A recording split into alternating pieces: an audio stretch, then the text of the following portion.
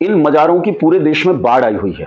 आप जहां जाओ आपको मजारें दिखाई देंगी, आपको सड़कों पर मजारें दिखाई देंगी, highway, state highway, national highway पर आपको मजारें दिखाई देंगी, आपको रेलवे स्टेशन पर मजार दिखाई देंगी, रेलवे प्लेटफॉर्म पर मजार दिखाई देगी आपको। कमाल की बात यह है, नेशनल हाईवे को अपना रास्ता बदलना पड़ता है लेकिन मजार वहां से नहीं हटती है।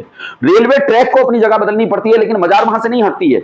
चारों ओर मजार। इन मजारों ने इस देश की न जाने कितनी एकड़ जमीन पर अवैध कब्जे कर रखे हैं। ये मजारें गुंडों को पालने के काम आ रही हैं। ये मजारें उनका पेट पाल रही हैं जो इस देश में सरतन से जुदा, तनसर से जुदा के नारे लगाते हैं, जो इस देश में अराजकता फैलाने का काम करते हैं। ये उनका काम कर रही है।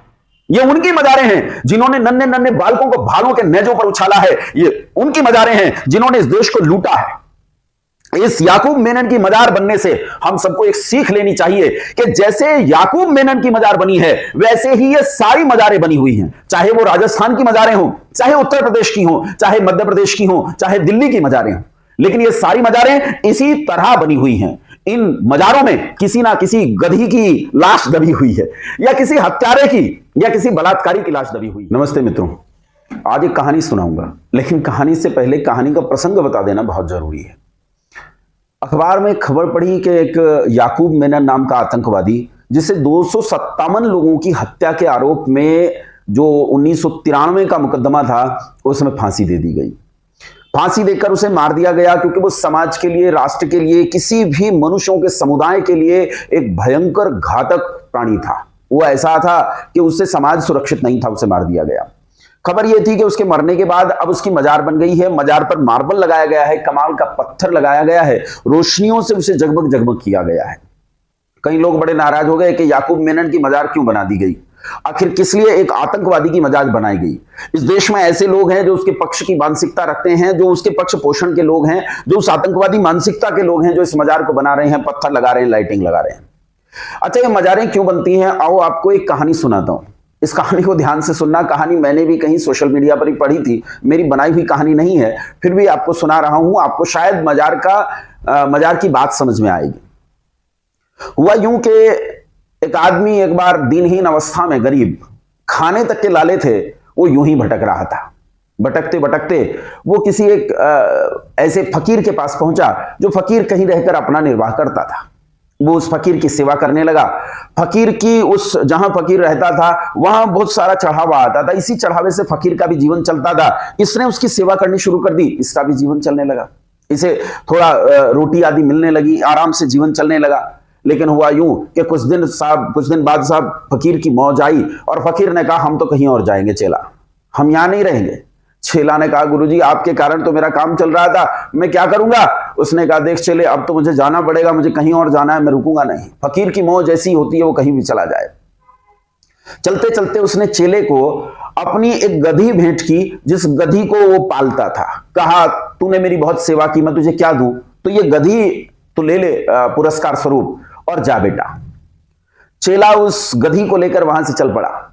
अच्छा, जब चला तो रास्ते में उसे कोई आदमी मिल गया। उसने कहा, मेरा बोझा थोड़ी दूरी तक ले जाओ तो मैं तुम्हें इतना रुपया दूंगा। अब चेले को एक बहुत अच्छा उपाय लगा। वो उससे बोझा ढोने लगा और इस बोझे से उसे कुछ पैसे मिलने लगे, जिससे उसका रोटी पानी चलने लगा।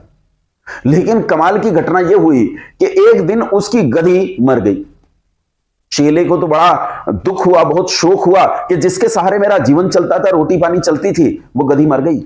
हाय, अब मैं क्या करूंगा? उसे गधी से बहुत प्रेम था। उसने उस गधी को जमीन में दफन किया और उसके ऊपर मिट्टी डाल दी।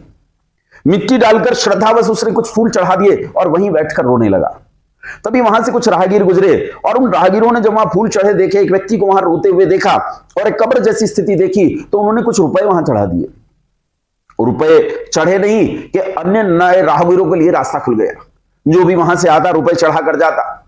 चेले को बहुत अच्छी योजना सूझी। चेले ने कहा, ये तो अच्छा है, मैं यहीं बैठ जाता हूं। वो वहीं बैठ गया।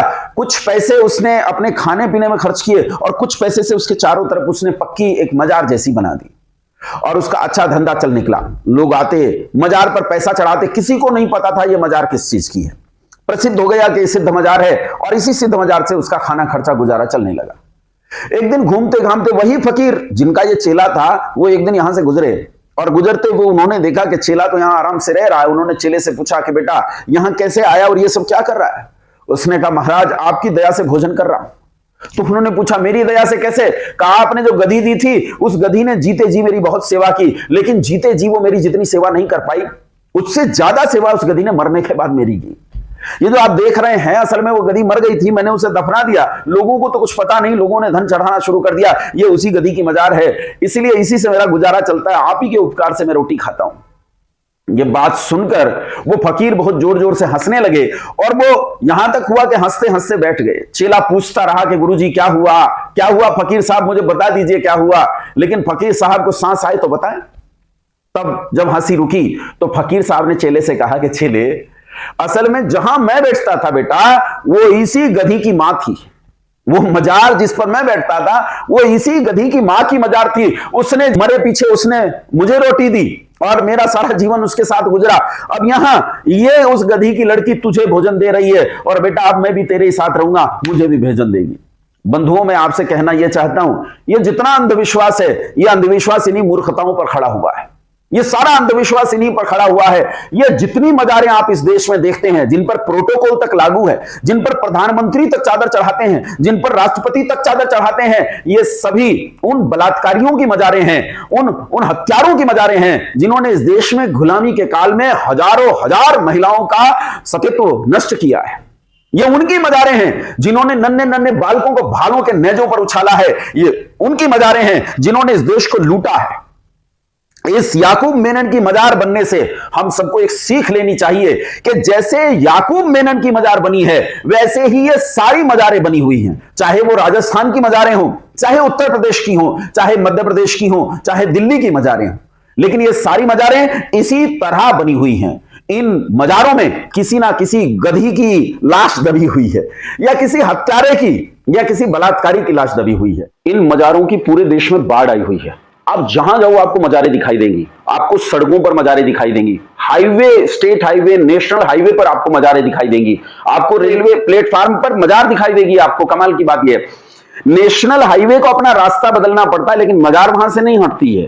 रेलवे ट्रैक को अपनी जगह बदलनी पड़ती है लेकिन मजार वहां से नहीं हटती है।